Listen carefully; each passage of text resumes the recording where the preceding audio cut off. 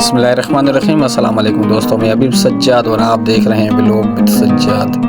दोस्तों उम्मीद करता हूँ आप खैरियत से होंगे, जहाँ रहें खुश रहें, आबाद रहें। दोस्तों आप अगर मेरे चैनल पर नए हैं तो मेरे चैनल को सब्सक्राइब कर दें, बेल आइकन दबा दें, लाइक कर दें और शेयर कर दें ताकि मेरी हर आने वाली वीडियो आप तक पहुँच जाए। दोस्तों हम आपको आज दिखाने जा रहे हैं सर्दियों में दरिया जैसे सूख जाते हैं, नदियाँ सूख जाती हैं, उनमें घाटी किस तरह की जाती है। तो आओ चलते हैं वीडियो की तरफ। तो उम्मीद करता हूँ वीडियो आपको बहुत पसंद आएगी।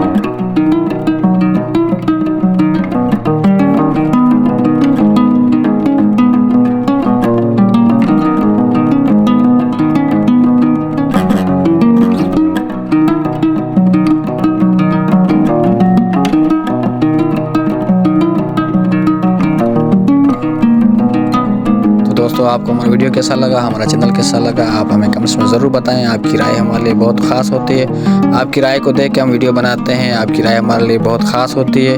और हमारे चैनल को सब्सक्राइब करना ना भूलना। Thank you so much.